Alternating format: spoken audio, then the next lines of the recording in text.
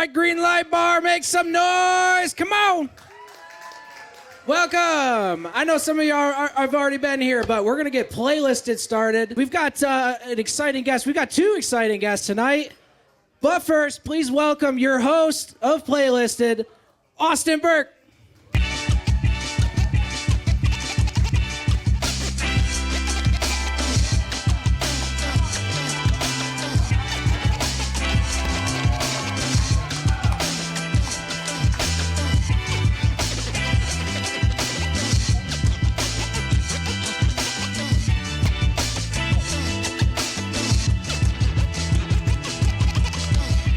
What's going on, everybody? How we feeling?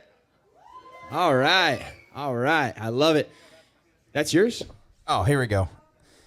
It's going to be a good night. I know there's a lot of people here that might not have been here before or heard about the show. This is the Playlisted podcast. We have some amazing guest hosts coming out in a little bit. We're going to have some performers. We also, I'm sure Cody told you, have the bucket right there. Mikey, hold it up. If you are a performer, we have guitars. We have a guitar right here. Don't even worry about that. Put your name in the bucket. Pull a name out, a couple names out, and we'll have some fun. But basically, this show, I try to get the best artists, the best songwriters, the best music executives in Nashville to give feedback on your music, on your song. And you come up, you're not allowed to talk, and you just sing a song, and we give you feedback. And it's a good time. So we're going to have some fun. Shout out to Picker, the Picker app. I know Jenny was just up here. If you guys are in the crowd tonight, download the Picker app. They've been a sponsor of ours since day one and have always supported us. If you need to get a studio, guitar player, drummer, whoever you need on your team to record your music, they are the spot. They are the app. Shout out to them. Let's just get started, man. Let's just do it. Bring them out. They are unbelievable. They've been on the show a couple times. Spencer was on episode 2. But these guests did not wait on Nashville to tell them they were good enough. They built their own lane, their own fan base, their own business. They turned content into a career. Back at it again. Give it up for Spencer, Crandall, and Trevor Martin. Yeah.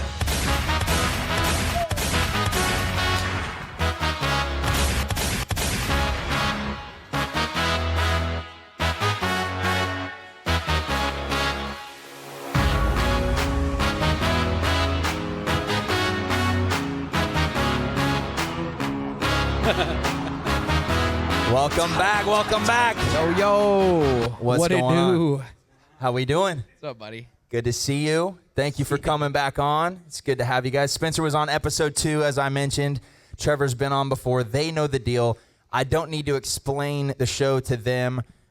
Kind of explain it to you guys, but it's going to be fun, man. I'm excited. We're going to have 5 artists tonight come up on stage, sing a song. They're not allowed to talk before they sing the song. We give them feedback, and then it turns into a podcast. We ask them questions about their life, who they are, what makes them tick.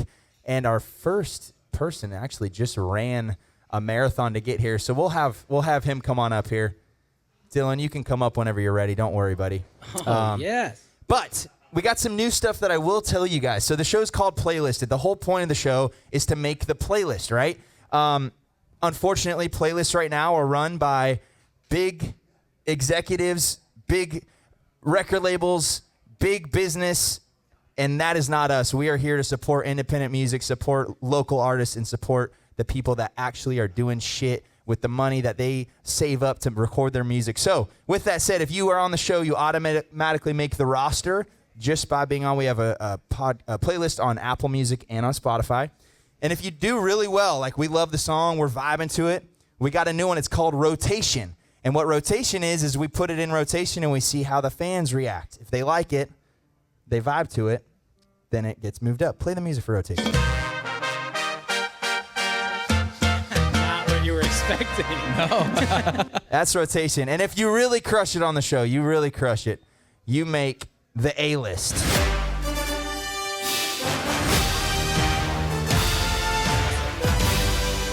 I feel like Spider-Man. Yes. By the way, congratulations. Just by being on the show, you guys made the A-list. Oh, my gosh. Yes, congratulations. I want to thank my mom. I want to thank God.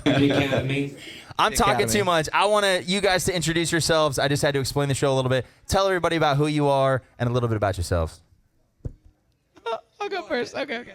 Hi, everybody. I'm Spencer Crandall from Denver, Colorado. I like long walks on the beach, a tightly wrapped Chipotle burrito, and I love country music. I've been doing this. I'm about to hit 10 years in Nashville, which is crazy. 10 years into a 10-year town. Truly just, I love music. The like teeny tiny version of my stories. I went to go play college football. I got 2 shoulder surgeries. A bunch of doctors told me to stop hitting grown men at full speeds. I said word. I learned to play the guitar off of YouTube, and I saw the power of social media really, really early. And I started posting on there, and now it's been 10 years, and I have 500 million streams and a gold record and played the Opry and all that just because I went kind of to the fans. I didn't wait for the fans to come to me. Never signed a record deal. Just kind of always been doing it by myself. So anyway, cheers. My name's Trevor Martin. How we doing tonight? Everybody good? Yeah. So I guess I moved here 11 years ago now. I went to Belmont. Any Belmonters? Yeah. Don't talk to the Belmonters. It's a shameful thing. I'm just kidding. But started putting music out in 2020 and have been trying to put out a song a month over that span and have really, it's just been really cool to see people connect with the music that you post on socials and everything. Went on tour with this guy last year, which was a lot of fun, and just keeping on with it. So that's me. Yeah. All right. Well, we got a regular up here. This guy, I'm trying to get this guy to start the show almost every week that he can because Dylan Brecky, Mr. Jose Cuervo, the most interesting man in the world. Love this That's shirt. who you are. I'd like to think I am at some point. Every time I see you, you have different facial hair. I know. You look different every Dana single Carvey time. from Master of Disguise. That was my dad. No. Yeah. He's truly the most unbelievable person you'll ever meet in your entire life. Oh, you don't even know the half of it. Oh, And what are you singing for us? oh, man. Well, hey, what's up, everybody? I'm Dylan Brecky. I'm going to sing a song for y'all. I have a couple prepared, but I have to choose one, which is totally fine. Give us it's the going to name. be, this is a song called Persistent. Yeah. Ooh. All right, let's do it, man. Come on. All right, just like that, huh? There we go. Let's do it. Get into it. Thanks for being here, y'all. Greenlight Bar is fantastic. I want to give a real quick, huge thank you to Cody. Thank you, buddy. Dylan, they're not allowed to talk. Shut up. Austin Burke and Cody Hawkins are great, and thank you to Spencer and his amazing friend for being here, too. Here we go. I'm Dylan Brecky. This is Persistent.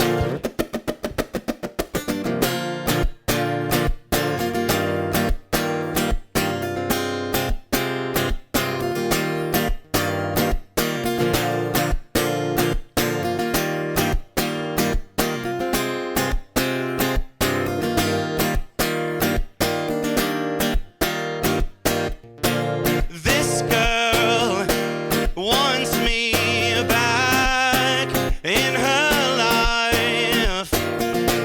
I know not to start a fight for tonight. There comes a time in a young man's life where he doesn't know what to say. But when he's good, he'll know what's true when he just follows through. You are so beautiful to me, and you are so wonderful to me.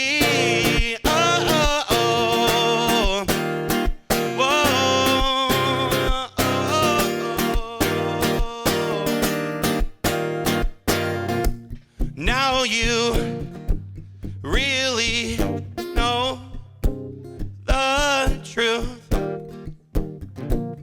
about someone like me, and you just for two. 'Cause there comes a time in a young man's life where he doesn't know what to say. But when he's good, he'll know what's true when he just follows through.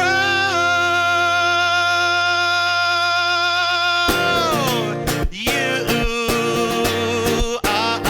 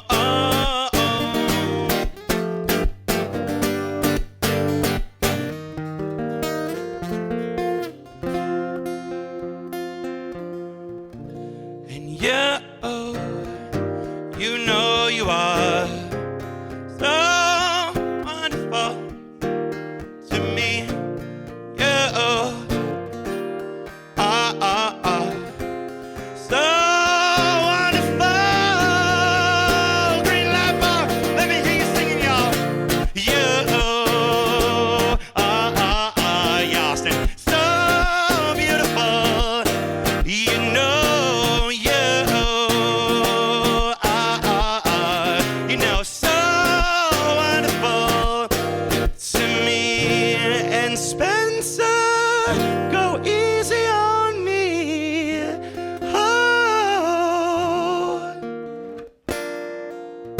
Thank y'all so much.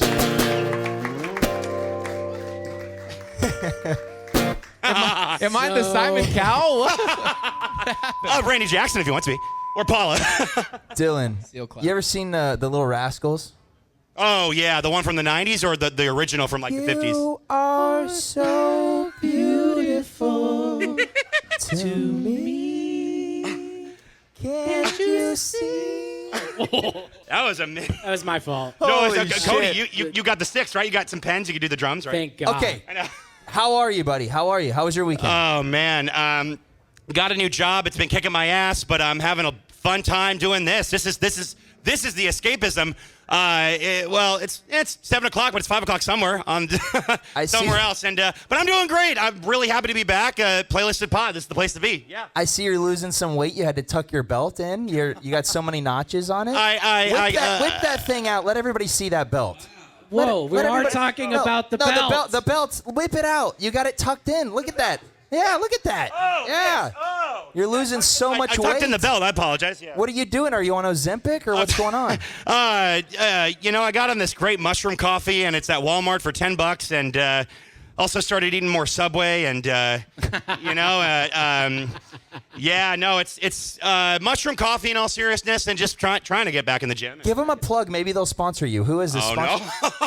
No. Well, it's Instant Earth. If anyone's familiar, it's mushroom coffee, and it's It's not a brand? it looks like powdered poop, but it's pretty good stuff. I think it's like Instant Earth. I mean, it doesn't look good, but it's like when you put it in the Instant drink, Earth. it's like, oh, okay, it tastes better, than you think it would. Oh, okay.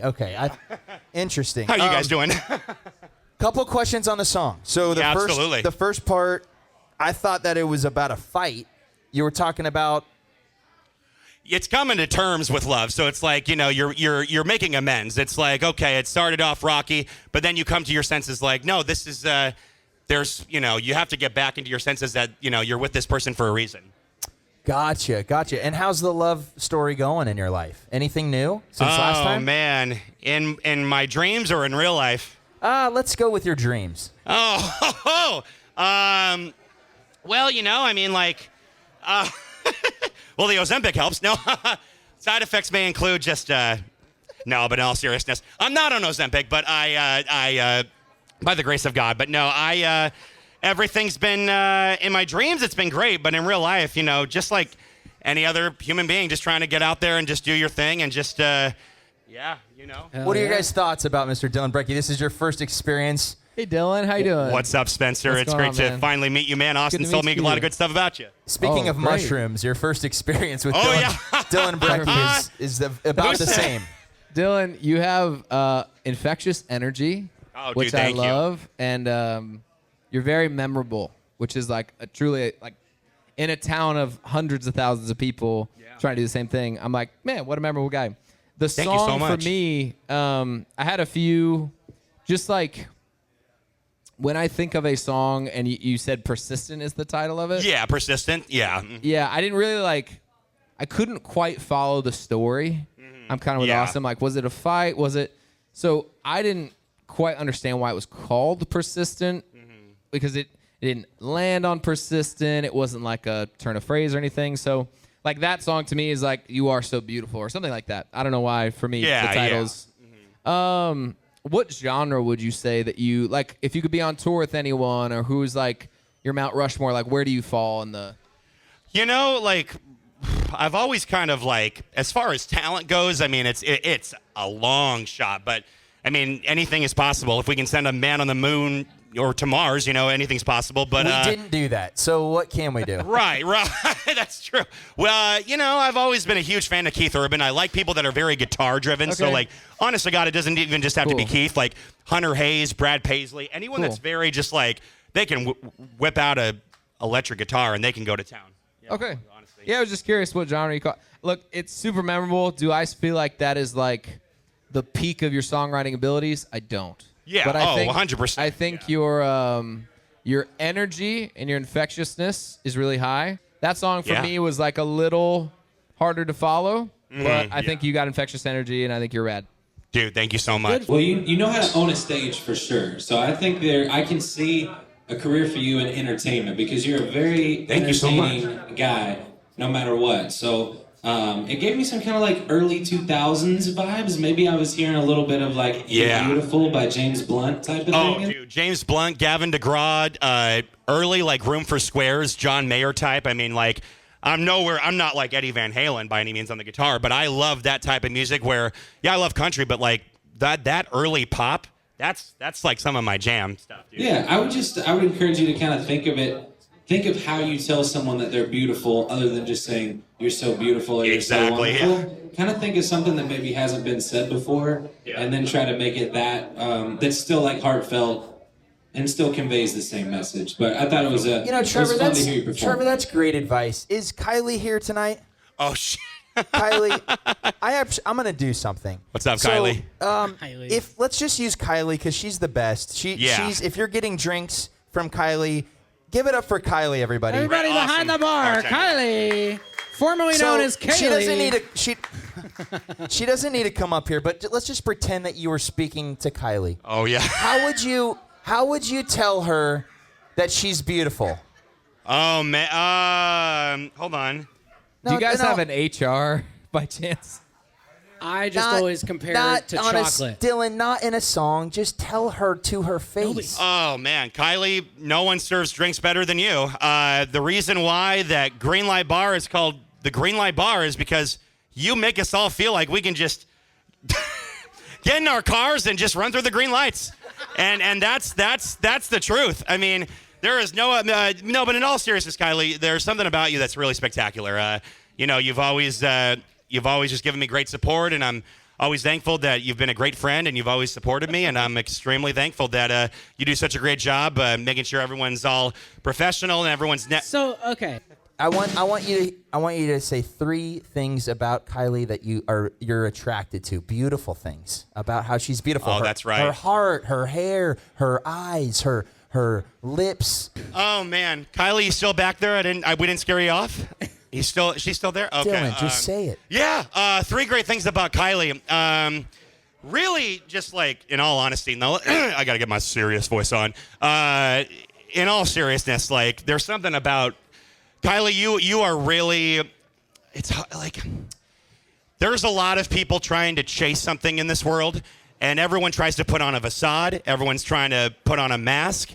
I got to be honest, in a world that's, everyone's trying to just get their name out there, even if they're just a bartender, in all seriousness, I think you're one of the most genuine souls I have really come across in this town.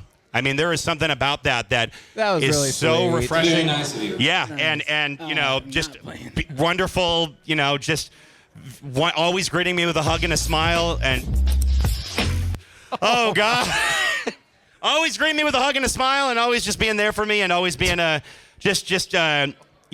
there's a lot of great things about you that can only be summed up into 3 words. That was beautiful. That was Trevor's beautiful. point, I think something about using green lights in the song, maybe something like that. That could be, because we were talking about synonyms.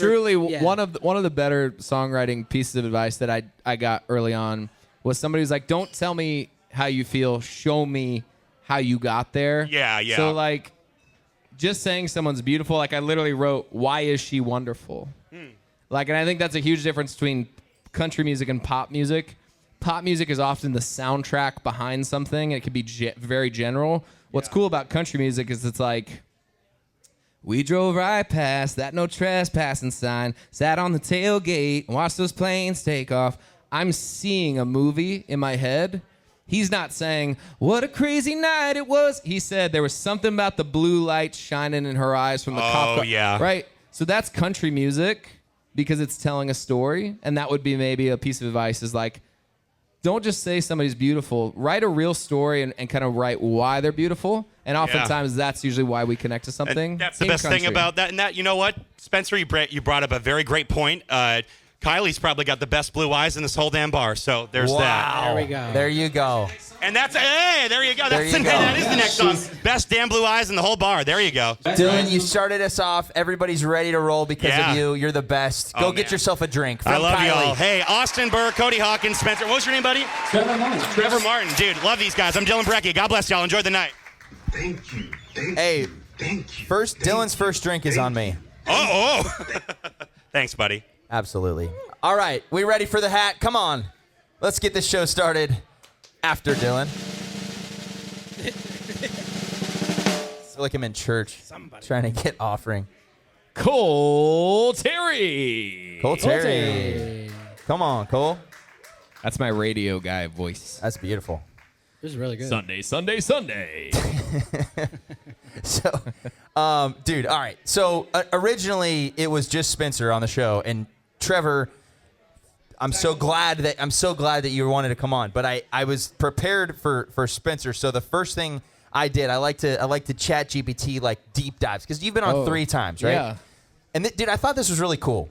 So ChatGPT, I said, do a deep dive on my guest just in case there's something I miss. This is what Chat said about you. Spencer Crandall represents the future model of music that labels quietly hate, but watch closely. Whoa. Did Chat say that? I swear to God. But it's learned. I'll show you my chat. It's learned where your stance is and stuff, right? I don't know. That's crazy. I thought that was a really cool thing. My question is, why do you think that is? And that's pretty cool, right? Yeah, that is kind of cool. I take it as a compliment. I mean, I think I came to town and there was a very strict path. You came here, you got the publishing deal, you got a cut. If you got a cut, maybe people would consider you for an artist project. You'd go cut a single. If the single worked, you get to cut an EP, blah, blah, blah. And somewhere along the line, I saw guys like Kane Brown, and guys like Luke Combs. They were just starting to post demos and post music, and it really just broke the mold. And so I feel like I was really lucky. My sister in 2019 told me I needed to get on TikTok. And I told her I'm not a 13-year-old girl who dances in a room. So I was like, maybe it's not for me. And she's like, it's a music app. I got on the app, and it really changed my life. And I think the model of just going directly towards the fans, and I'm not the only person, but I think I was a little early on it. And if labels hate that, I think they've had to kind of die to that, because you watch people now, they leak half their album before it comes out. They're always testing demos, because I think people are smarter than we give them credit for, and I think they know what a hit song is, and they know how to blow something up that they like. So I think we live in the best time ever for music, and it's a high compliment if Chat said that. So You ready to go? Yes, sir. All right. Everybody give it up for Cole Terry. What song are you singing? That's called Sipsy River. I changed it off the one I did originally. Sipsy River is the name of it. Yeah. All right. Give it up for Cole Terry singing Sipsy River.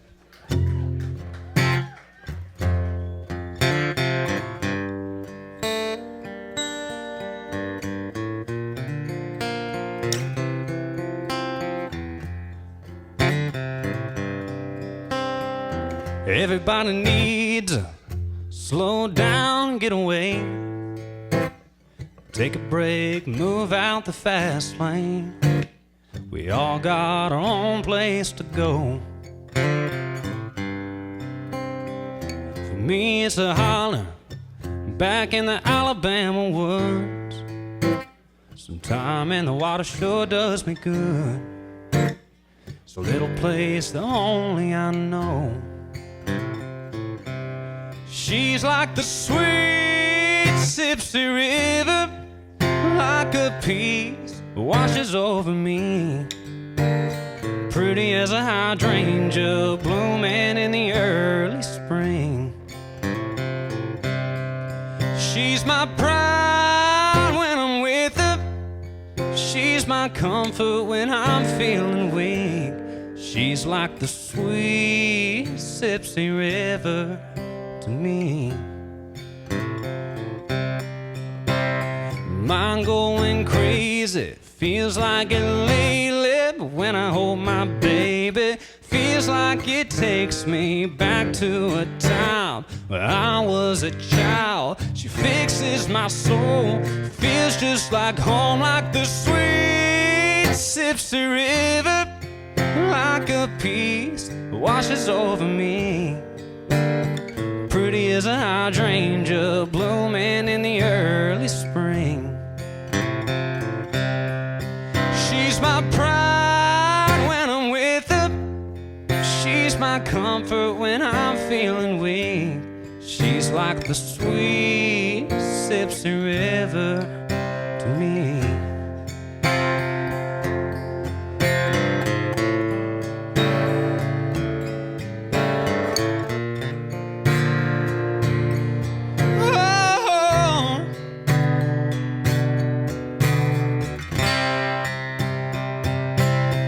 She's like the sweet Sipsy River, like a peace washes over me.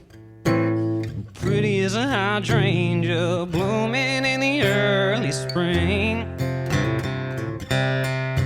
She's my pride when I'm with her. She's my comfort when I'm feeling weak. She's like the sweet Sipsy River to me. She's like the sweet Sipsy River to me.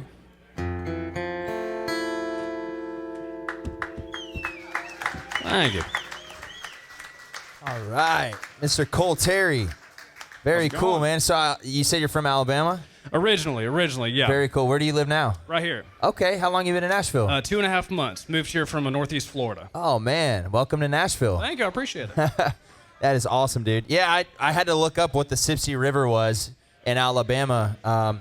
But yeah, dude, your voice is just, it's smooth. Thank you, man. It felt, familiar. Like when you play bluesy songs like that, a lot of those songs sound very similar. But what I love that you did is that initial note right on the chorus, I've heard a million times, but then you went somewhere else, and I loved the line about the pretty as a hydrangea. The way that you flowed that was really cool. So it was a familiar sound, but it was unique to you, and I thought that you just have a phenomenal voice, phenomenal. Thank you, man. I mean, everything was spot on, dude. Thank you. Very, very well done. Yes, that was great. Really good stuff. Yeah. I really like how you open it with, they say this. That was kind of the first line. Give me the first line. Yeah, everybody needs a slow down. Everybody needs this. And then you said, but I need this. So it's kind of like, yeah, we all know the thing. Yeah. But why does it matter that everybody knows this when you hear your thing? Sure. Definitely Tennessee whiskey vibes. I'm sure you probably heard that before. But kind of like I said on the last song, it was like, hey, you are so beautiful, and you're saying that in a completely different way that I've never heard before. So want to tip my hat to you on that. Are you posting a lot on socials? Trying to. It's getting down to the wire lately with time and everything. Yeah, well, I'm trying to. I think you got a lot of talent. Thank you, man. And I would say just keep posting every day. Play that song. Play a ton of other songs, and I think you do some really, really good stuff if you start posting. Thank you, man. Appreciate it. Yeah, man, I think you're awesome. You give me like Joe Nichols meets like early Eric Church. Yeah. In a great way. Thank you. I was just listening to like These Boots the other day, and I was like, oh, that kind of reminds me of some of the way that you kind of bend words, and I loved your phrasing. I thought it was memorable melodically. I appreciate it. I feel like there's a version of you that like Nashville might want to change, but I would just encourage you to be like, just be you. Like I like that song, and it feels like very honest and raw and cool. So like, lean into that and keep doing yourself, and don't try to chase. I just heard somebody else on another podcast. They're like, everyone's trying to be the Zac or the Morgan or the Luke. Like, figure out what your thing is and just go after it, because I think there's something there. Thank you. Yeah, how old are you? 22. 22. Yeah, that's just not fair. You're a fetus. Pretty much. You're a sperm. No, just kidding. Dude, that's awesome. That's great. No, you give me, and I hate comparing people, but like you have that Thomas Rhett thing too that I feel like you could do on your other stuff. What does some of your other music sound like? It goes all over the place a little bit. Some of it's more, country rock. Some of it's more bluegrass. It's kind of, and then some of it's 90s country. I've been trying to do like a Ronnie Millsap inspired kind of thing with all the major sevens and like all that kind of 80s country sound a little bit. But yeah, it's all over the place. When's that song out? It's not out yet. Oh, it's not? Yeah, that was okay, not. you're waiting to record that one. Okay, cool. When it comes out, dude, I'm going to put it on the A-list. I thought it was great. Yeah, appreciate it. Absolutely, man.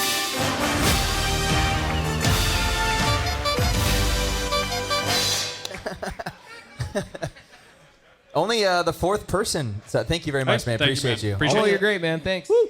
The A-list is different this year, man. We only have 4 this year, so it's pretty tough. It's a big deal. It's a big deal to make the A-list. I like that. I like that there's some like tiers to this, because I think it's kind of cool to make it like And look, we're just three ding-dongs up here. What do we know, right? But it is kind of cool to make it a little, like, competitive and try to make people bring their A game. Because I think that's, when you're talking about playlisting, labels, radio, there's just no room for anything other than really, really great. So, great job, Cole.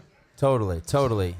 I love it. And I was actually going to ask Trevor something, too, about, social media, and you just have the most beautiful scenery in your videos. I feel like that's something when I think about you, it's like you're always in a cool spot. And when I was hearing his song, I'm like, dude, he's got to go there. Like he's got whether it's that spot or just make a day trip and go film like a bunch of stuff at the what is it? Sipsey River. Yeah. But any advice on like how to get those shots, and maybe like for somebody that's trying to figure out how to film their content and best way to do it, like any advice on that? Yeah, for sure. I mean, I love what Picker's doing with the producers, and it is tough. It's tough to find a producer when you move to town that you really work with. But another thing is content. You really want to find someone who has an eye for that type of thing, because it may seem easy to just put your iPhone up, but there's really some talent to like someone be able to capture a beautiful scenery. I've always said in my videos that you have to have a great song. That's one thing that you have to have. And you have to have a great hook of something either you're saying or you're putting on the screen. But the third thing that really kind of has pushed my videos over the top is having something else interesting to look at behind me, because I'm not really that good looking, but whenever you go to Lake Tahoe and you film in the beautiful Lake Tahoe, thank you. It really just kind of puts it over the edge, and it makes someone maybe stay on that video for an extra half a second, and sometimes that's all you need for them to go viral or something. So yeah, I would say just try to find the coolest spot in Nashville. Me and Spencer and probably Austin have filmed at those, but just go check them out, and that's a good added element to your video. For sure. Let's get the next name out of here. Spencer, come on. Let's see what we got. You better think of Alex Van Hefty. Do artists still need labels to make it? I mean, no. Like I think you just have to define make it. Like, I think every artist wants something different in today's day and age. I know people. I think of a guy like Ben Rector, who I've met and gotten to hang with a little bit. That guy he just sold out Delta Arena in Utah, and that's like 20,000 people, and he has no record label. And then you have Ella Langley, who's like the biggest artist on planet Earth right now, and she has a massive team and a massive label.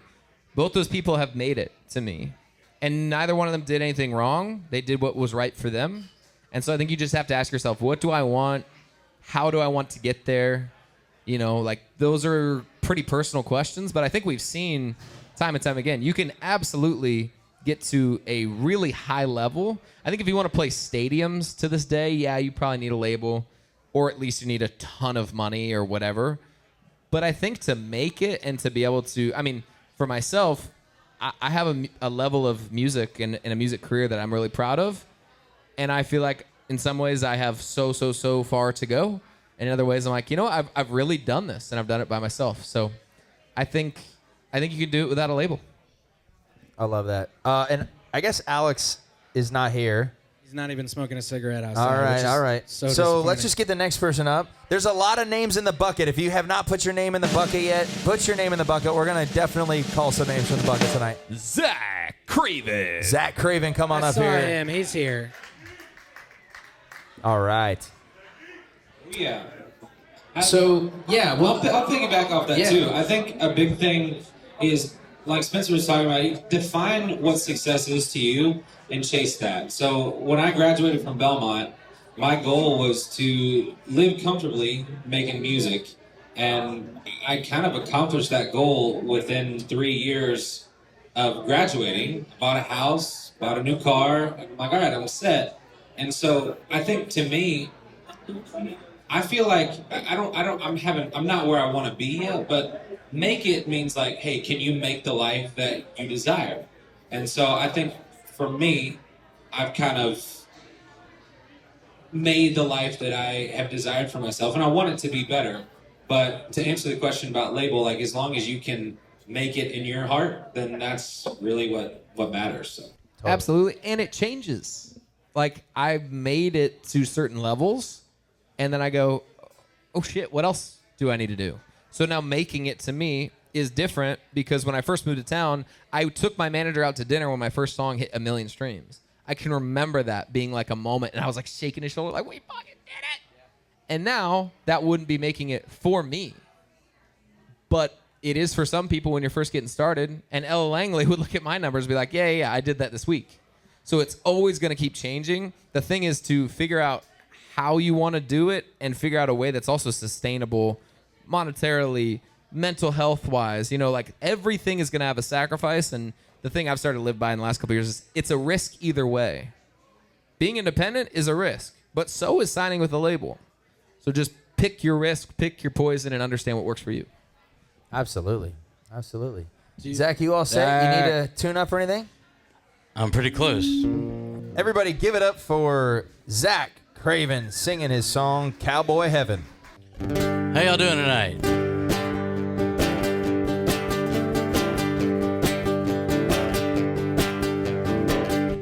They said I'm wanted for some things I didn't do. No matter what they say, it's not true. The sheriff shot me on a cold, dark winter night.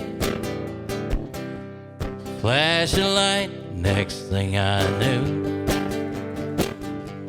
woke up in cowboy heaven, and now I'm in the presence. Sam Bass and Calamity Jane, Wyatt Earp and old John Wayne. Cowboy heaven, forever in the presence. Bass Reeves and Arkansas Dave, Cherokee Bill and Doc Holliday. Don't cry for me, I'm where I'm supposed to be. Forever in their presence. In cowboy heaven. Put your hands together. Told Paulina I love her with all my heart. I told that sheriff to go to hell. There you go. You may not believe it, you may not think I'm right. Doesn't matter now, I lost my life. And woke up in cowboy heaven, and now I'm in the presence. Pistol Pete and old Wild Bill, Texas Jack and Buffalo Bill. Cowboy heaven, forever in the presence of Jesse James, Billy the Kid, Butch Cassidy, and the Sundance Kid. But don't cry for me, where I'm supposed to be. Forever in their presence. In cowboy heaven. I woke up in cowboy heaven, and now I'm in the presence. Chris the Dew and old Lane Frost, Johnny Cash and Waylon Jennings. But don't cry for me, I'm where I'm supposed to be. Forever in their presence. In cowboy heaven.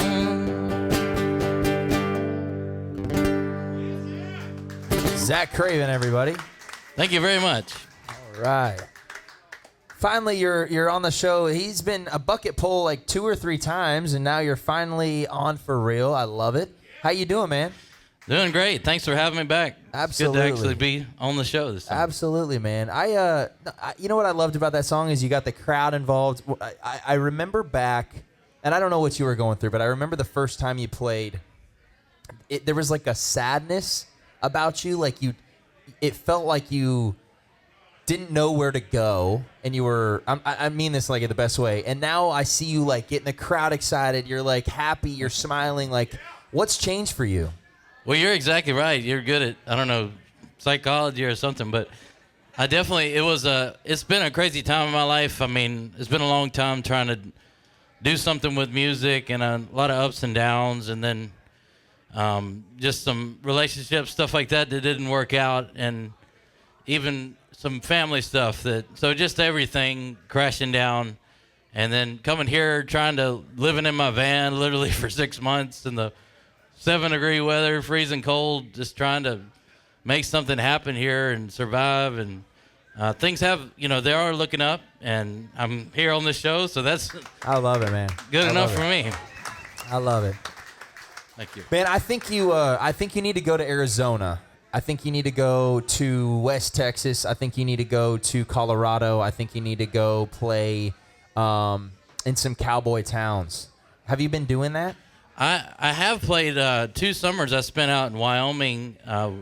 One of the summers was the Cody Night Rodeo, and it's like 90 days straight of rodeo, and I helped with the Cowboy Church and helped behind the buck and shoots, and that was a lot of fun. I got to play at Bill Cody's bar or his hotel, and I love the West. I mean, it's beautiful. Arizona and Colorado, I'd be in heaven. I think my mission for you is to reach out to $1 Million Cowboy, some of those places, some real like country places, kind of off the beaten path. Look for those cool country bars. There's one in Prescott, Arizona that you need to reach out to. But I think you need to build a little bit of a fan base. I think your music is very, very awesome and really cool to you. It reminds me of Waylon Jennings. It reminds me of Merle Haggard. It reminds me of some of the greats.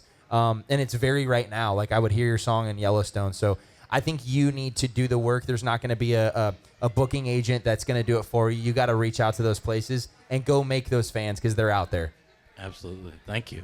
Yeah, dude, you rock. I think you have a commanding voice, and I think you have like a niche, just like the cowboy heaven thing. There's so many people who just love that kind of music, and I mean, I'm one of them. I am from Colorado, so I'm from the West, and my uncle has been a cowboy pastor, like at a cowboy church for like 40 years. So a song like that, to me, there's a razor thin line between, like, for lack of a better term, like pandering and then like really great descriptors. And I think there's like a small rewrite, because I like the vibe or the idea. I wish there was a few less names and more like, what does cowboy heaven look like? Because I think there's a lot of people, yes, that are in cowboy heaven, but I think you could say like so-and-so and Jesse James and the cows roam free and the other stuff that is in cowboy heaven. Yeah. Because that would make me feel more. The names are pandery, where people are going to be like, yes, I like those people. But I think it makes them feel less by not having examples. So I'm just like a big, I had somebody when I first moved to town, they were like, ready? Purple elephant. Now what's in your head? It's Purple Elephant. And I think that's like really powerful country songwriting. You tell people, you describe it deeply and like meaningfully, and you could take them to cowboy heaven. I like the idea. I was just missing some of that, if that makes sense. Yeah, no, thank you. That's great. Are you still living in your car? Part of the time I am.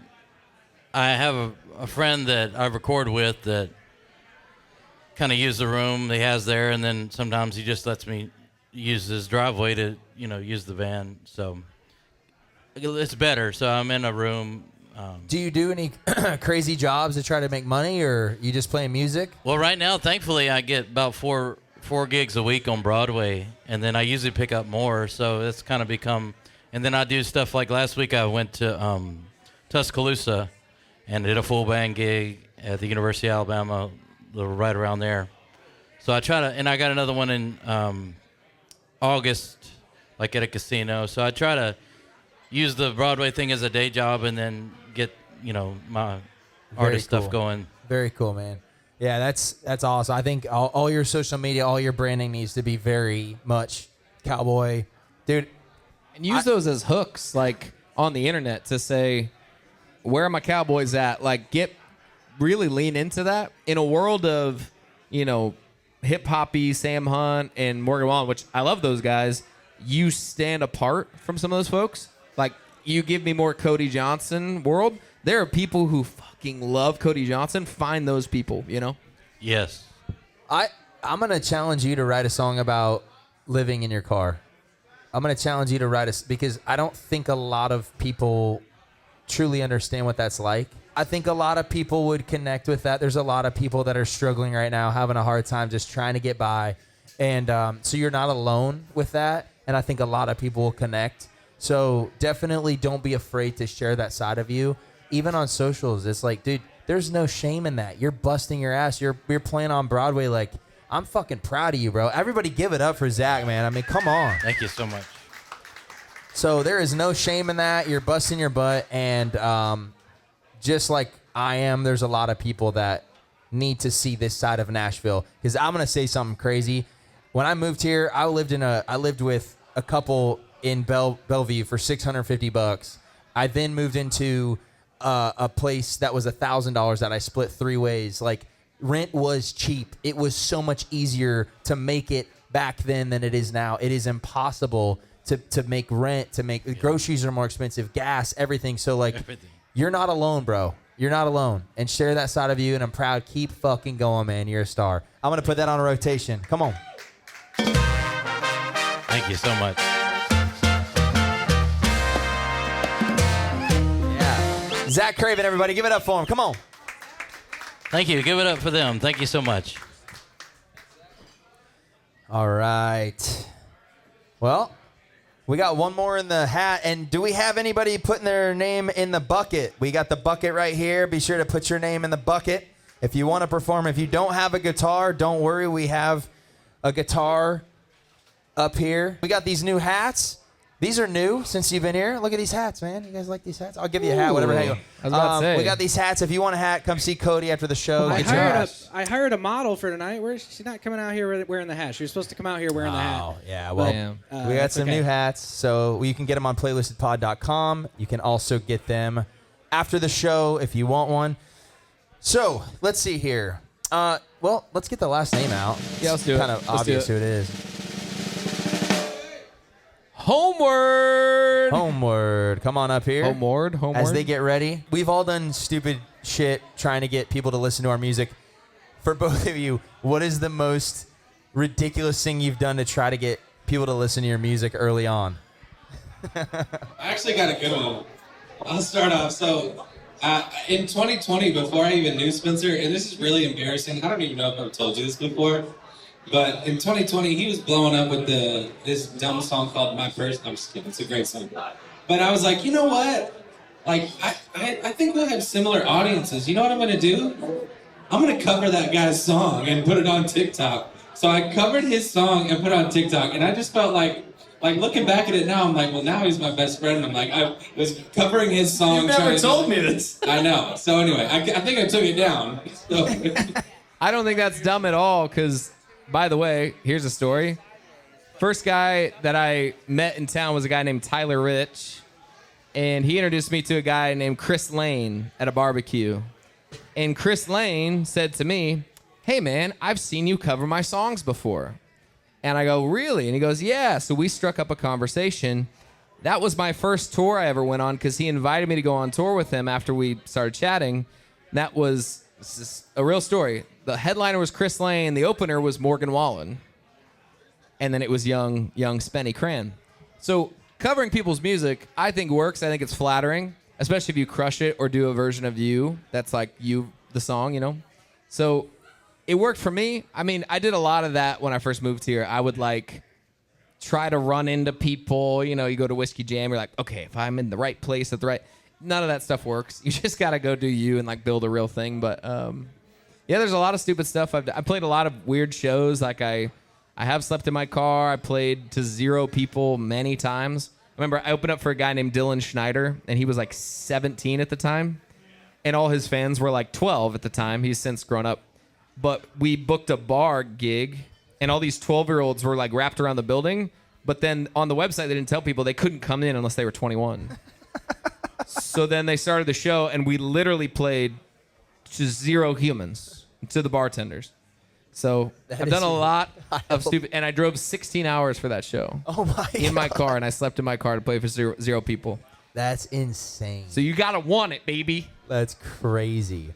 Oh my gosh, dude! Yeah, we played a wild show in Indiana at like a German schnitzel place. Oh my gosh, yeah, Remember in the that, basement? dude? Yes, dude. That was crazy. Oh my gosh, I forgot about we that. played some nut shows. Oh my God, yeah. Man. All right, well they're still getting set up. Mikey, are we good on? Can you see us still? All right, cool.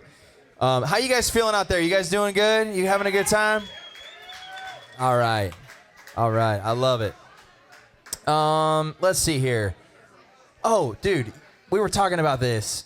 You gonna stand? Can you talk a little bit about your fan club and like building that? Yeah. So I have a big dream. I want to play a football stadium one day, and so I've always called my fans Stadium Gang. Because I just want, I want to do it at the highest level, and I've built this fan club that is like a monthly paid subscription thing. In it, I drop an unreleased album every year on my birthday. The chords are killing me.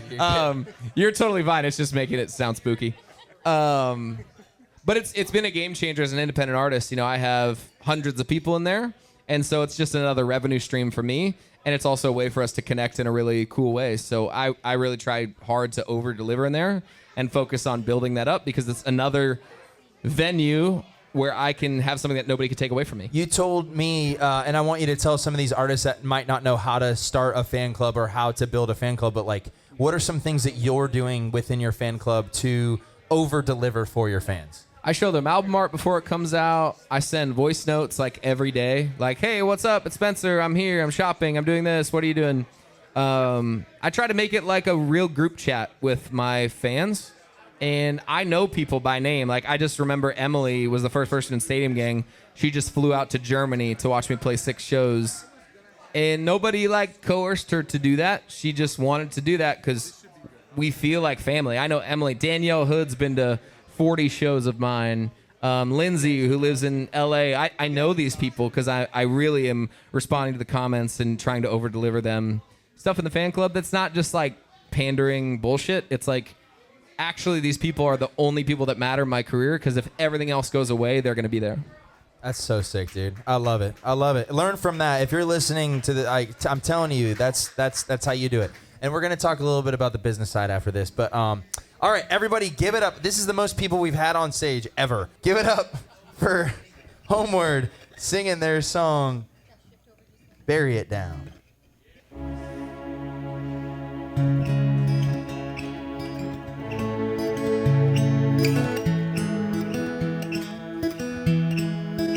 They told me, boys, don't cry.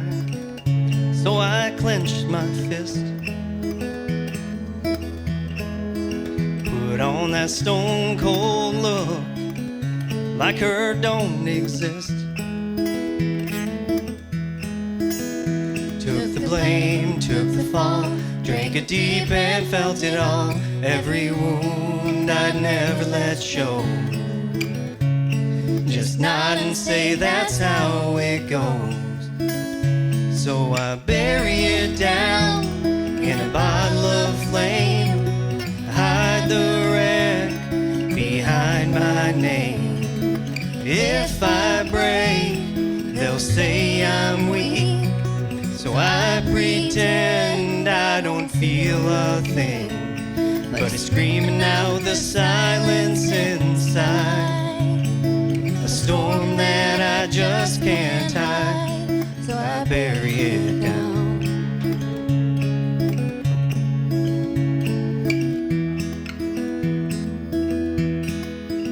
I said I'm numb and cold. He said I don't care, but I cannot see what is buried there. All these ghosts that never die, all the times I never cry. And you don't have to bleed alone. You don't have to break in stone.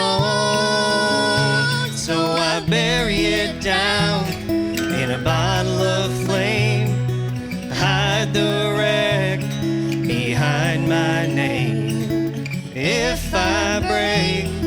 they'll say I'm weak.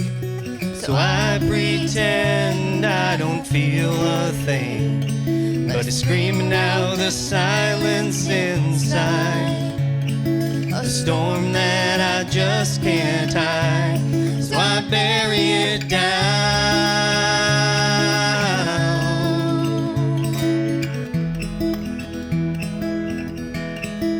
Bury it down. Bury it down. Saw his name carved in stone. Another brother fades to bone. Never knew he hurt like me. Guess he buried it down too deep. So I bury it down, but not anymore. I'm done locking up this heartbreak war. I'm bleeding out and speaking loud. No more hiding in the crowd. Let it burn, let the anger cry. Scream it out and kill that pride, and I'll bury it down.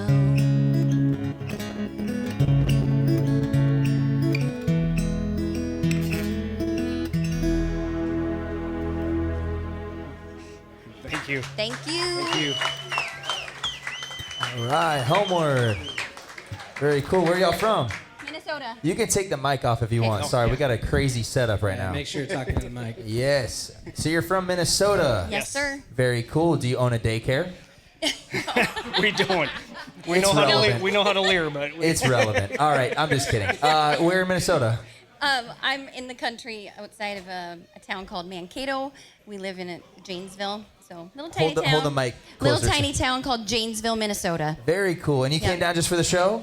Yes. yeah. Amazing, That amazing. and we're here. Our producer lives in Spring Hill, so he's here tonight too. And Very we're cool. recording 3 original songs this week while we're Great. here. Amazing, yeah. amazing. Yeah. Very cool. Oh, what's the dynamic? Like, how do you guys know each other? Anytime there's a group, it's So- like interesting. This My is my sister, brother. Rachel. Yep. Okay, you guys are brother and sister? Yep.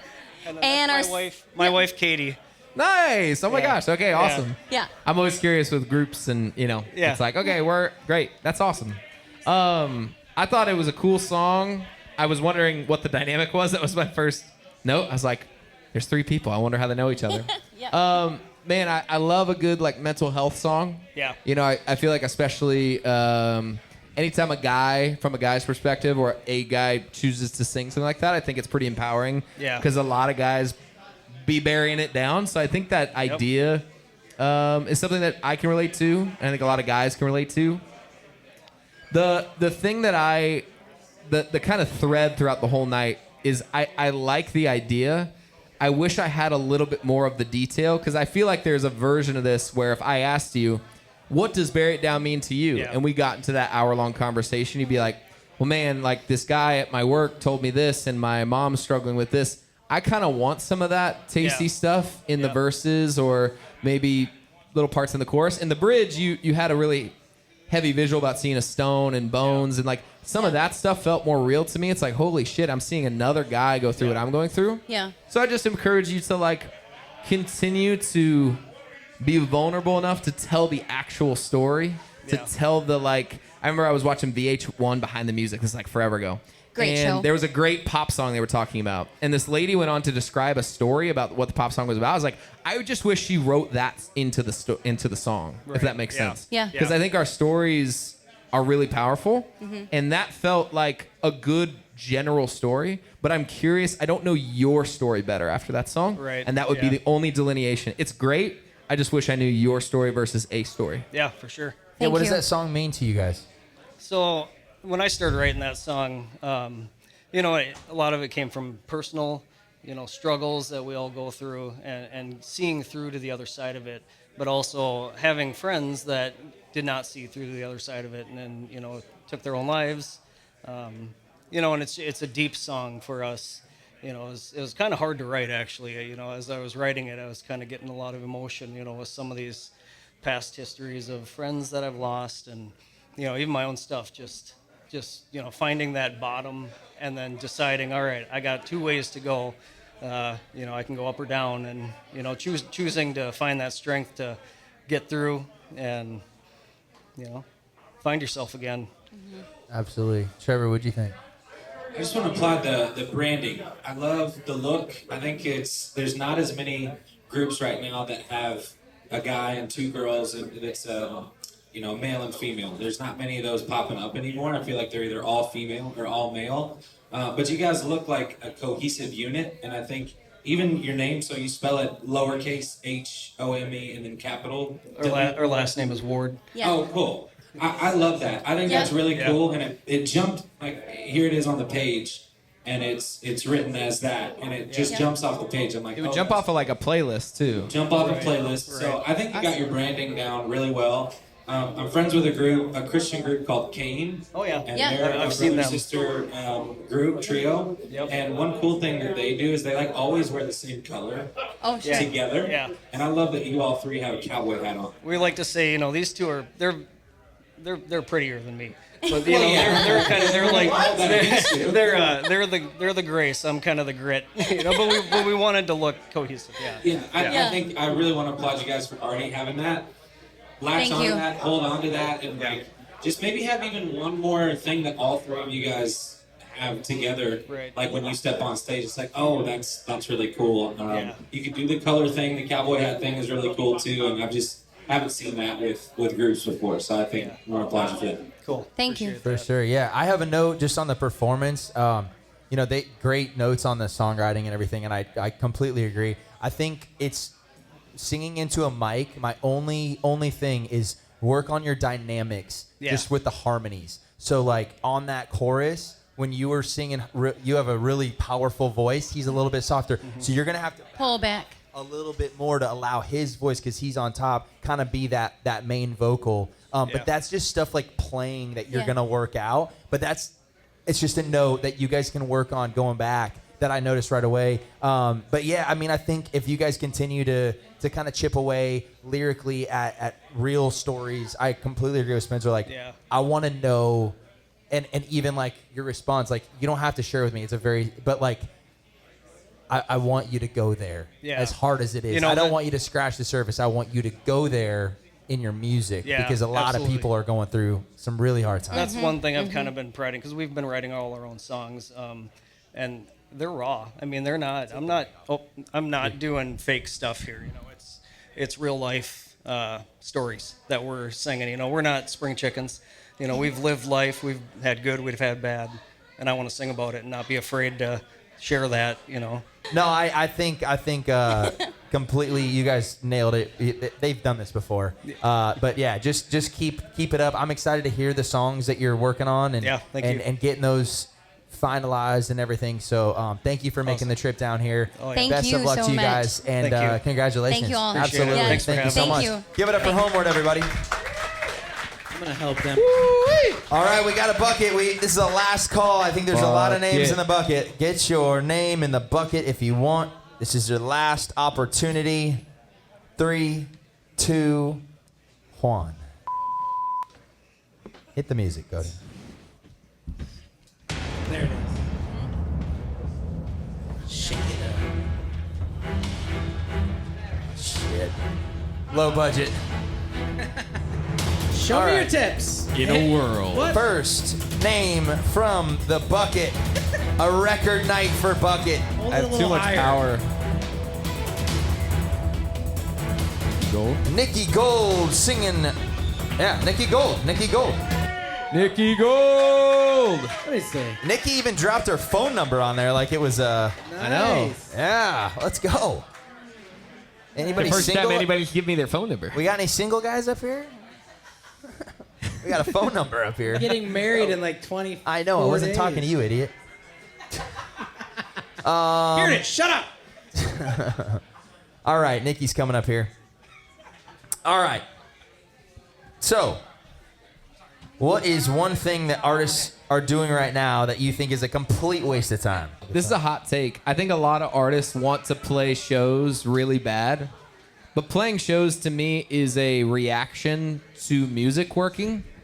Like, you should go cut your teeth, and I'm not talking about gigging. I'm not talking about getting to open for somebody, but like a headlining show with your name on it, don't stress about that too much. They're very expensive, especially at the indie level. I'm way more concerned about like songs, songwriting, content. We just talked about this before I got on stage. Like I just went on a big headlining tour in the fall, and I feel really blessed that I can do that. But like I feel like in this day and age, touring is a luxury, and it is something that you should look to do when things are crushing, or you feel like you have a really good pulse on your fans.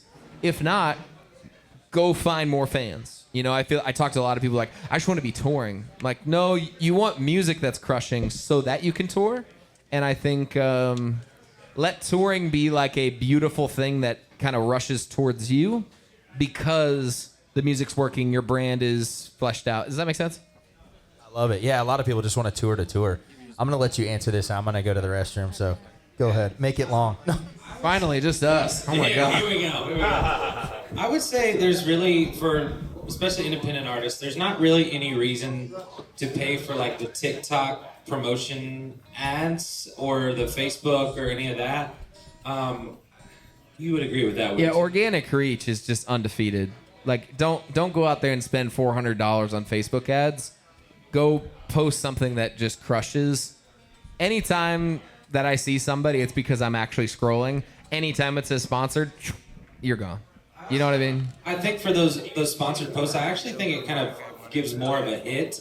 I've seen some friends that, are with a label, and I can tell that they're sponsored ads, and all their comments are hateful comments of people who don't want to see that. It's being force-fed to people who are like, get out of here. So I would just save your $500, and because it's not worth $500 for 50,000 TikTok views that nobody really wants to see that video anyway. I think that's a good one. A lot of people fall into the publicity trap as well. PR. PR is great, but again, it's reactionary. It's gasoline, it's not fire. Right. A lot of these things we're talking about, they are amazing gasoline on an existing fire. But the fire that you want is going to come from great songs, a fleshed out brand, real fans that give a shit. When you post, do you have 100 to 200 of the same people commenting? If not, PR is not going to save you. Getting on people, trust me, as a guy who spent a ton of money on PR, wait till you're at the label and they pay for it. And the People magazine cover, any of that stuff won't matter if you don't have real fans. I promise you, it will come down the line. Wait. Don't spend money on stupid shit or you'll be like me. I love that. And actually, I know you're still tuning up, so take your time. Do not rush. What's the most important thing that artists can do? Like, is it getting a manager? Is it getting a record deal? Is it like, let's take record deal. Is it getting a manager? Is it getting a booking agent? Is it getting, a good financial advisor? Like, what do you think? To me, all that is like when you're talking about dating. It's like, how do I find a wife? Is it to do this and do that? I think it's to become a version of yourself that magnetizes the right people to you. And it's the same way as an artist. Go write 1,000 songs. Go put up content and learn how to do content. Don't teach a man to fish, or don't give a man a fish, teach a man to fish. Teach yourself how to fish. Take it into your own hands. It's the best decision I ever made, 10 years ago, is I learned how to do everything in my business. So when I'm in a meeting and someone says, I want to give you X thousands of dollars for half of your business, I'm like, that doesn't make sense because I can already do that. So you have to add more value. For me, a manager can only multiply. An agent can only multiply, but they can't multiply anything by zero. So you have to go create something and then add multipliers in your life. I don't think any of that stuff is important until you have other people reaching out to you. We'll say one quick thing. I would say, I asked how many Belmont people, and I see a Belmont hat. There are quite a few Belmont people. I would say my biggest thing is go meet people that don't go to Belmont.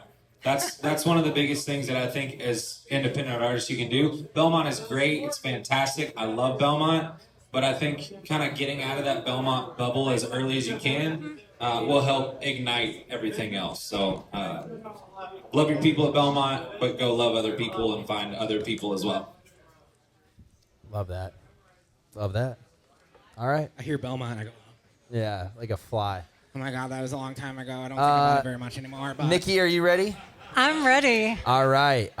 Everybody, give it up for Nikki Gold singing her song, Maverick. Go ahead.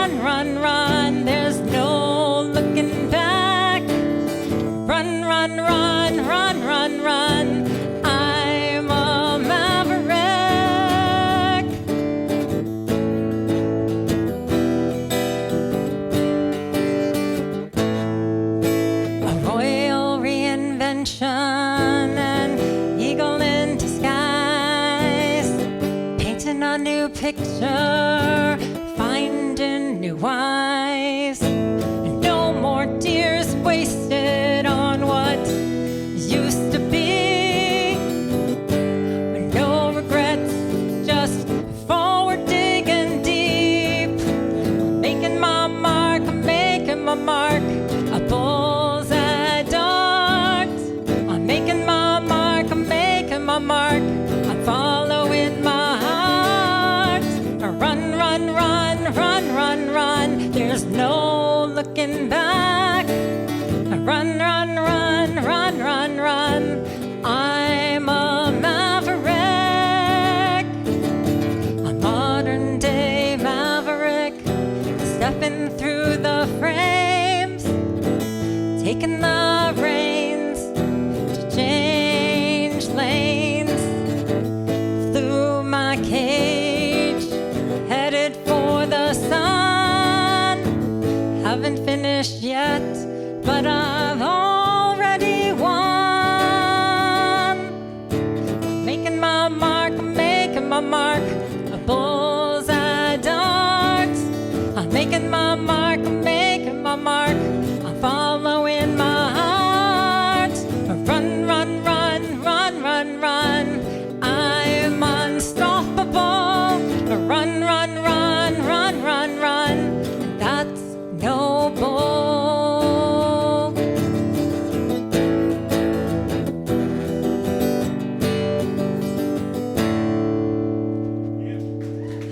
Thank All right, you. Nikki Gold, everybody. Thank you.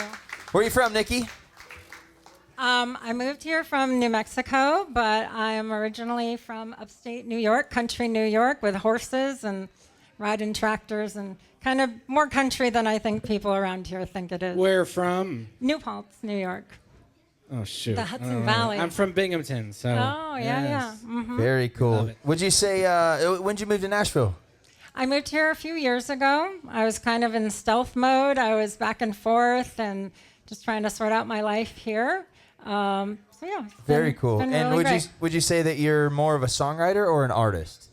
I am both. Okay. I actually just got back from South by Southwest. I played 2 showcases there, official showcases. So I was pretty jazzed about that. And I finished my album, and Maverick is released. I released it about a month ago, and I finished the album about a month ago, but I'm going back in the studio in a couple of weeks to work on my second album.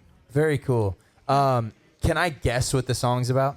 Sure, go right ahead. Did you, by chance, go through a divorce? Of course I did. Nailed it.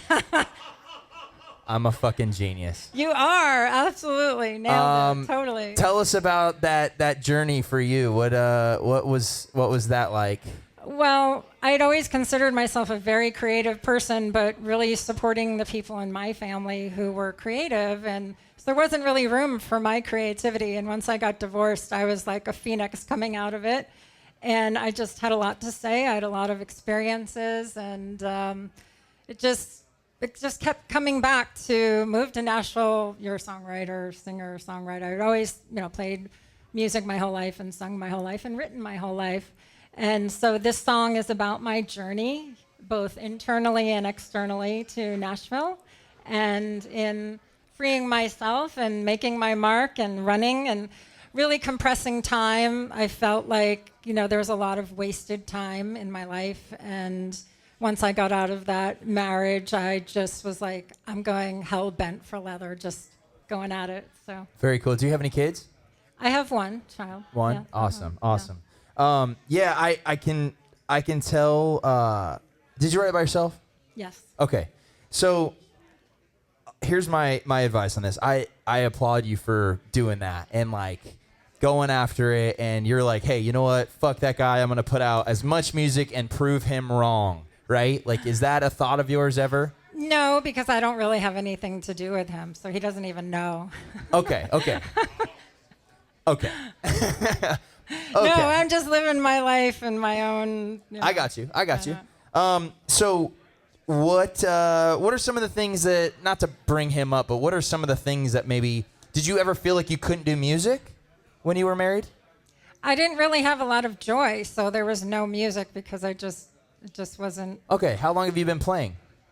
I've been playing since I'm 8 years old. I mean, as far as Gotcha. piano, but guitar is, just a few years because I felt with the songwriting I needed to play guitar. So Cool. And how taking lessons. how recent was the divorce? About 4 years ago. 4 years ago. Yeah. Okay, very cool. Yeah, I would say, I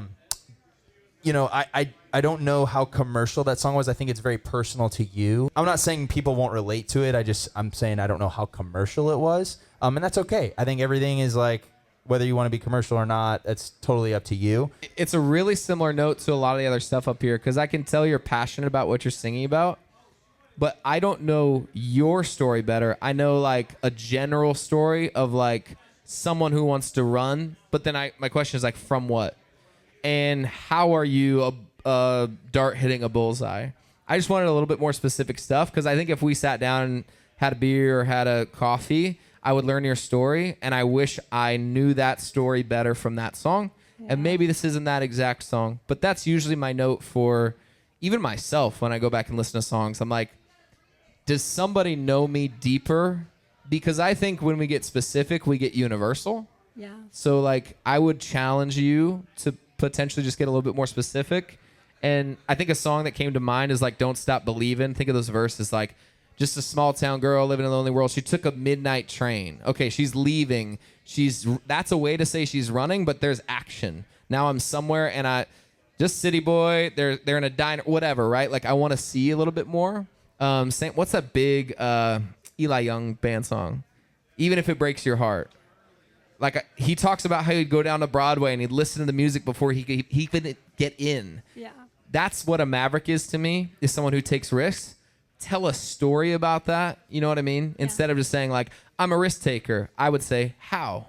I want the song to be your response to that question. So it's just those little tweaks to me. Like everyone that's come up here has had a very similar thing. And I think it's that the hardest thing to do in songwriting is to like put the actual thing that happened on paper. So that would be, just You mentioned something about joy. I can definitely tell like you're having fun doing this and that you have joy.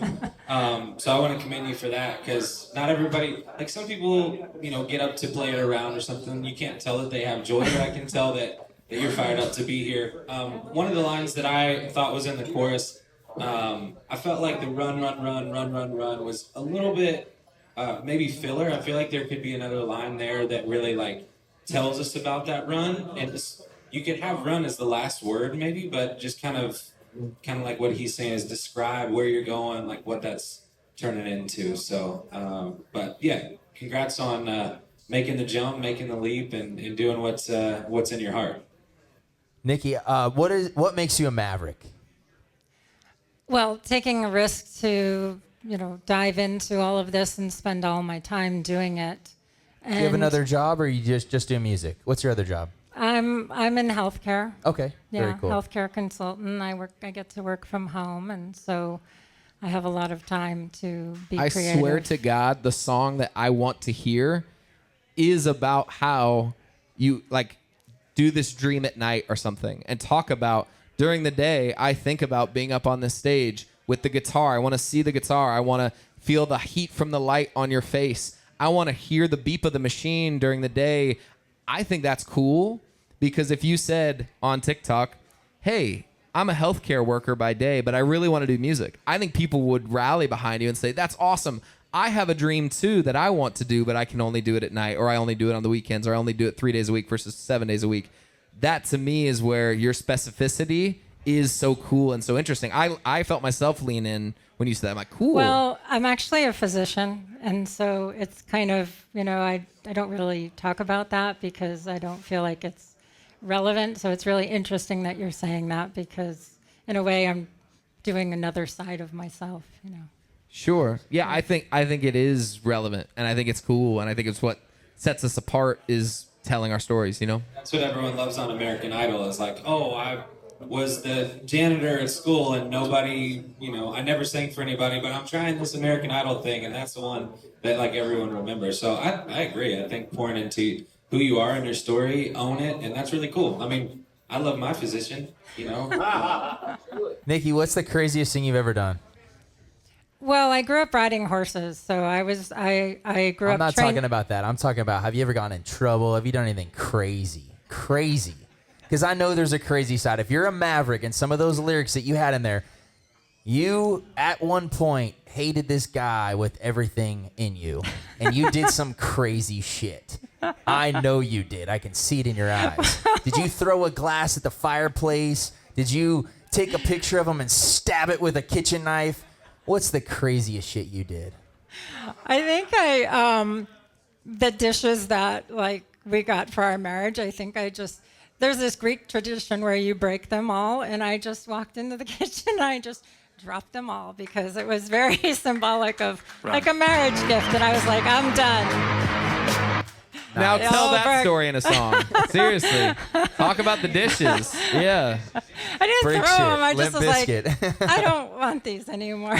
Oh, man. There we go. I love it. I think there's it. crazier things I've done, but Really? What's might one not more? be able to talk about them here. Come on. What's one She more? signed an NDA. All right. Yeah. All right. Well, Thank you, Nikki. Yeah, thanks for sharing your story with us. Thank you I really so much. appreciate it. Thank you for having me. Thanks, Absolutely. guys. Yeah, Woo! give it up. Nikki Gold, everybody. You guys have time for one more? You have time for one more? We got a lot of names in here, so let's do one more. All right. We don't normally get to do bucket pulls, so at some point, this show is going to be nothing but bucket pulls. I can't wait for that. But thank you for everybody that came up on the stage who put their name in the bucket. This is every Monday, by the way. Tyler Steven. Tyler Steven. Love All it. right. Hey! Tyler Steven. You look like you weren't expecting your name to get called, but now that it's happened, you're All rethinking everything. I love it. All right, Tyler Steven, come on up here. All right, so if both of you had to start over today with 0 fans, what would you do first? I mean, there's not some crazy magic bullet or pill or whatever. It really is consistently conveying a story that is going to make people care.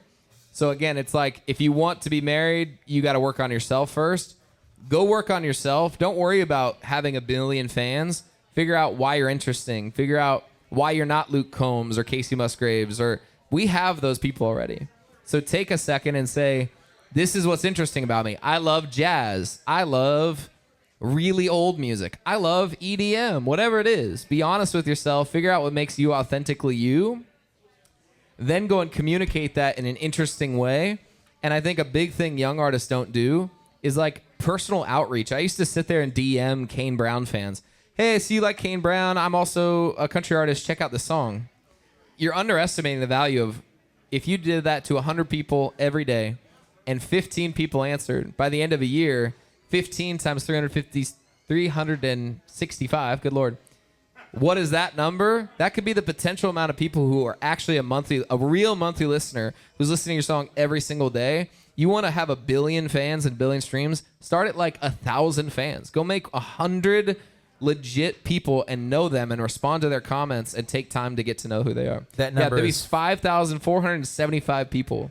If you had 5,475 streams on a song every day, you'd be pretty stoked, you know? Absolutely. All right. I love it. What do you think, man? I think I would probably. So when I did have 0 fans, there was something that I did, and I made a countdown, and I put it on my mirror, and it was a 100-day countdown. I'm like, you know what? I'm just gonna hold myself accountable, and I'm gonna post, and I'm gonna post. And if something doesn't work by the 100th post to where I feel like I'm advancing my career, then I'll just think about other ways to do this, or maybe I'll pivot or something. So I think I accrued a lot of content and got stuff to where I could post every day. And I started marking that off, and on my 30th post, I had my first 1 million view video. But that's because I had a lot of stuff like in the chamber. I had songs that were, ready to go and stuff. So I would kind of load the gun before I would start to post a ton. And maybe you would disagree with that, because the best time to post is right now, but also like you want to be prepared for when something does blow up. It's better to wait a year, but then be ready when you're posting and when you're putting out music, than to just put out anything, try to post every day with no plan. So I agree with that, and it's better to be intentional. This whole town is just throwing shit at the wall right now, but the artists that are standing out take 5 seconds and go, whoa, who am I? Why am I different? What do I want to say? Cool, I have a bunch of songs. I have a bunch of content. So when they come at you, you feel it intentionally, like, whoa, this person's saying something different. And that takes intentionality. So I agree with you. Totally. And I think I'm going to just add one thing. This right here can be your best friend, and it can be your worst enemy. And I think that there's a lot of people that move to Nashville or want to put out music who say, wow, I have a 4K phone. I'm going to film some shit. And they are not ready. They're just not ready. And I'll be straight up. And you're just not ready. Thank God this shit didn't exist when I was starting out. I was so bad. I played at freaking, what's that place? Belcourt Taps, the Holiday Inn, the Commodore. Just terrible. No, I was really, really bad. And if there was video that I was posting and I wasn't ready, like it would probably be the end of me before I even had a shot. So I really, really think that artists, like you said, need to take a second, get the vocal lessons, get the guitar lessons, do the work. This is not just a hobby. This is a real profession. And if you want to be competing at the highest level, which unfortunately that's the hard truth that I don't think a lot of people are willing to talk about. This is a competition. You are automatically, when you post on TikTok, in the MLB. You're not even in single A. You're in the MLB. You're competing against people that are in the MLB, and you have to be ready for that. And sometimes you're just not. And doesn't mean you can't get there. So anyways, you ready? Yeah. All right. Give it up for, I don't have that. Tyler Steven.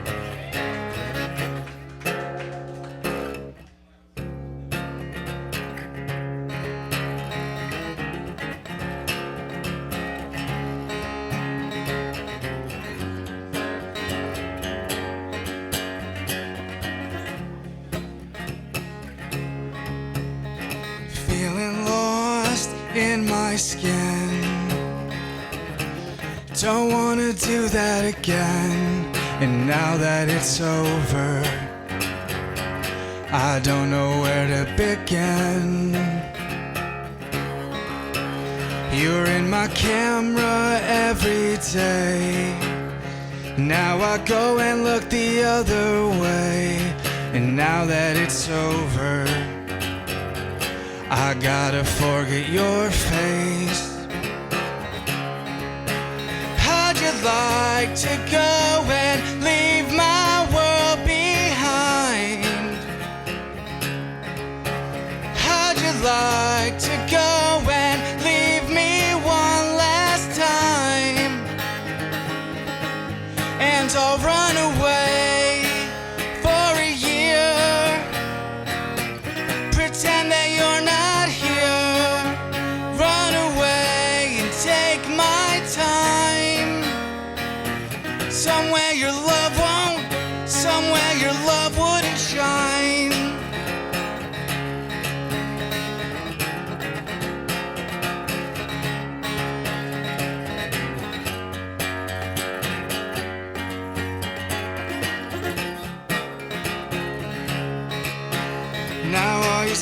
feeling for somebody else. You leave your medicine on his shelf, 'cause now that it's over, I've been taking yours for my health.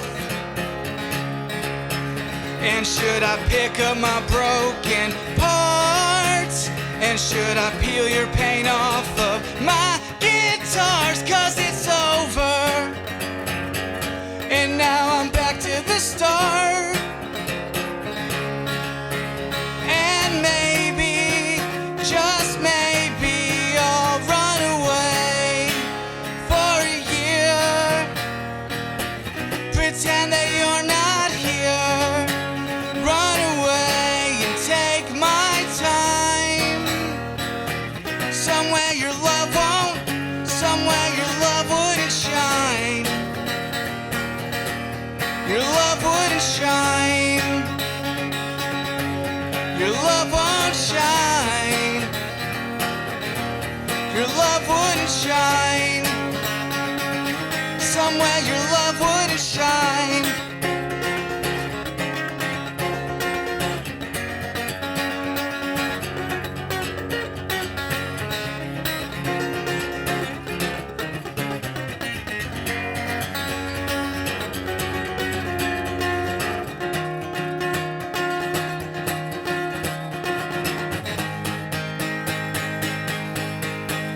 Run away for a year. Pretend that you're not here. Run away and take my time. Somewhere your love won't, somewhere your love wouldn't shine. Your love wouldn't shine. Your love won't shine. Your love wouldn't shine. Somewhere your love wouldn't shine. Tyler Steven, everybody. All right. Tyler, where are you from, man? I'm from Chicago. Very Illinois, cool. Very cool. I got to ask, who are some of your heroes? Who do you look up to? I mean, You could take the mic off, too, if you want. It's easier. oh yeah, that's perfect. Thank you. Yeah, I mean, like Jimi Hendrix is probably my favorite guitarist. Songwriting, like Bob Dylan, you know, I'm a lot of into that like 60s, 70s area, and then that juxtaposed with that like 2000s, like Fall Out Boy, Panic at the Disco, Young the Giant, Killers. Yeah. Love that. Yeah, I heard that, and that was cool. I like that it wasn't country. It's fresh. You know what I mean? So what are you kind of going for with your music? Are you going for that lane? Yeah, I'm kind of trying to go for that like 2000s alternative rock vibe. I've been in bands my whole life, and this is like my first year of trying to do it solo. So I'm still trying to find my niche and like, you know, like you said, like trying to get the content out, post, but still like try to plan stuff out. So it's been fun and heartbreaking and great and interesting and lovely. Yeah, man. Well, you have a super interesting voice. Like I noticed the Vans right away, even before you started singing, because we've got cowboy boots and stuff up here. I'm like, this guy's about to give us some Blink-182. So I love that. Like I have an older brother who pretty much only listen to like Mayday Parade, Fall Out Boy, Panic at the Disco. So I love that kind of music. The fun part about that kind of music also is it's like we can sit up here and talk more country lyricism. In that world, the more obscure you are, like there's very little rules. Yeah. So I don't have any problem with the form or anything like that. And the fun part was I heard somebody sing your song right back to you right when you were done. They're like, "Sunshine." So that's a good thing. I just feel like there's like a little confidence, like even the way you sang, it's kind of back here. Yeah. And in the rock world, you watch those guys like rip into the mic. Yeah. And so I would just say like, believe it and sell me that you want to be somewhere where she is fucking not. You know what I mean? Yeah. You're kind of singing into your guitar. I want you to make direct eye contact with people. And I think that's the difference of like just 10,000 hours versus like I'm learning without a band. And like you said that, I think you're just at that point where you're like figuring out what you're going to say and how you're going to say it. Yeah. But if you're going to say something like that and kind of like badass, I need a badass messenger to give that. So like, believe it. You have it within you. You wrote the song. Sing it with a smirk. Like, I want to be wherever you are not, or whatever, right? So just like a confidence thing, just own it. And like next time you sing that song, try hard to like make eye contact with other people and rip into the mic and make them turn you down, not turn you up. You know what I mean? Yeah, thank you. I appreciate that. Yeah, I really dig it, man. I think it's cool stuff, and guitar playing is great. So I'm sure you've been playing for quite a long time. So yeah, I like that kind of stuff. I was hearing some John Mayer vibes, like in the beginning. You like John? Oh, I love John. Okay, great. I was feeling that, and then you got to the chorus. I'm like, okay, well, there's the Fall Out Boy, or there's something that kind of took a right turn. But I agree with Spencer on the fact that, you know, it doesn't have to have like a linear story. Like, it's just, you know, kind of cool how you had it. So I don't really have any notes other than I thought it was really cool. Thanks, man. How old are you, man? I'm 26. 26. Very cool. So I know you didn't plan on coming up here, right? So were you here by chance, or? I just saw you on Instagram like last week. Hell yeah. Yeah. Dude, I love it. So, well, here's some random advice for you, okay?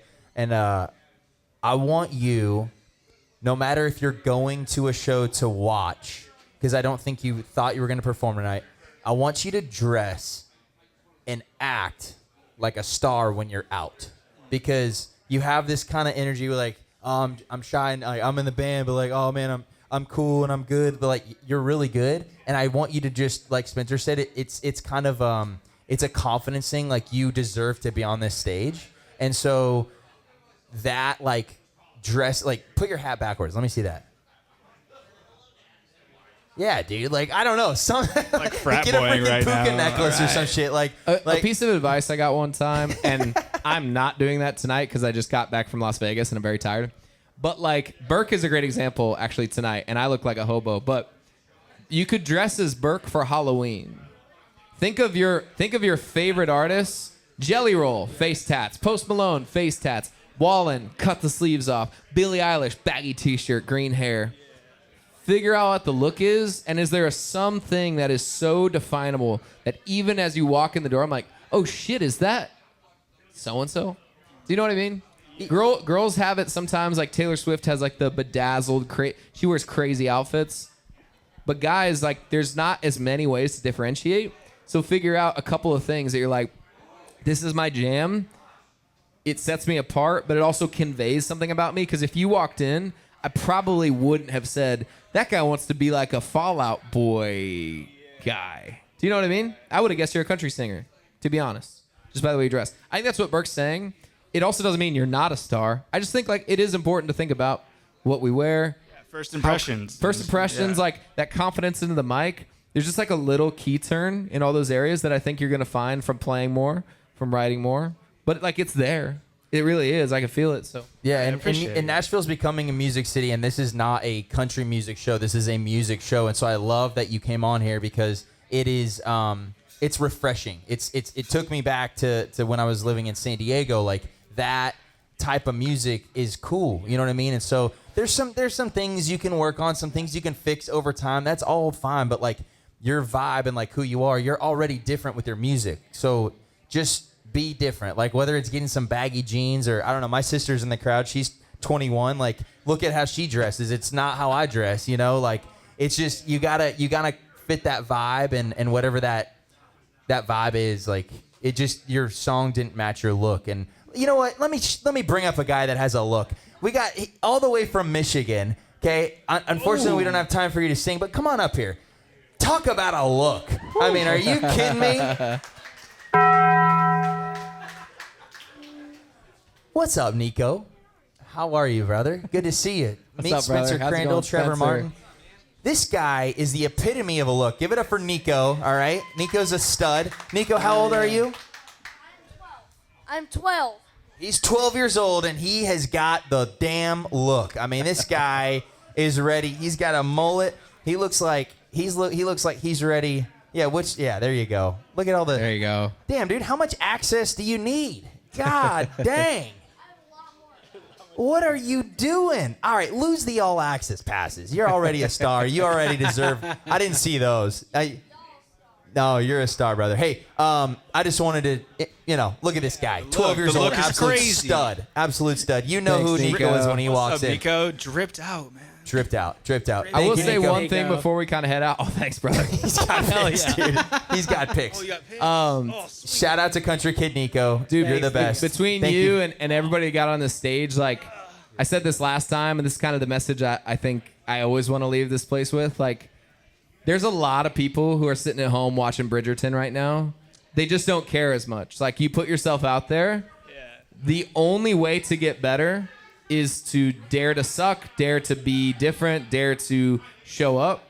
And so every single person that got on stage tonight, that's hard, especially in like a panel format. It's one thing to go play around and everyone just claps for you. Crazy. It's crazy, I've right? never seen this in my life. The direct feedback is like a little harsh, but I think it's actually like a way better way to get better. And I think it says a lot about who you are, and the people who get up in front of people and dare to perform and all that says a lot about your willingness to go for it, your determination. So like, be proud of that, lean into it. And I think everybody that did that tonight, like, that will speak volumes over your career. I promise you. I have always been that guy because in a town of people who are always caring less, I care. Yeah. I care a lot. I always cared to get up and get the feedback, even if it hurts. So, yeah, I think it's cool, man. Oh, yeah. Everybody give it up for Tyler Steven. Come on. All right, we're going to finish off the night with rapid fire. We're going to be quick, but these are really important questions that I think everybody needs to hear. What are the 3 new trends, video ideas, things that artists can do with their music on social media specifically? You guys are geniuses on social media. What are some things they can try to do different? I mean, send this to the person you love. It seems like not super creative, but that's a big one. Just send this to the person that you love. Figuring out a way to like shoot something that almost has nothing to do with your video. Like, who's a great example of this is Cam Whitcomb. He like jumps into a pool, but it'll say something above him like, I can't believe she left me, really fucked me up or whatever. And when he jumps into a pool, it transitions to the song. So I call that like a Trojan horse hook. Like, he's bringing you in with something interesting, and then over 3 to 5 seconds, they're like, oh, I'm watching a guy sing and it's good. Because when you tell people, hey, I'm an artist and I want to sing for you, they're like, scroll. Versus like, make them feel something viscerally in the first 3 to 5 seconds. Boom, my mom died. Oh shit, that makes me feel something. Boom, I went through a divorce.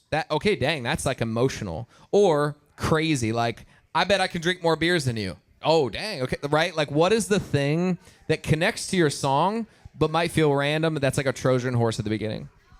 I love that. Okay, and then last thing that we've been leaving the show with, it's called 2 Truths and a Lie, okay? So 2 truths about Nashville and the biggest lie. Truth number 1, it's all about the song. Like, it's real. The only thing that's going to elevate your career, I promise you, is just writing the next best song that you have and doing that over and over and over. I think the other truth is, like, be yourself, and you hear that, and you're like, oh, yeah, for sure. Stop trying to put on a costume. Stop trying to, like, whatever's hot right now, don't worry about it. It's not going to be hot by the time your next song comes out. Be you, be authentic, and maybe the lie would be, like, that you're not enough. Like, you are enough. You're going to be fine. This career doesn't define you. Keep going.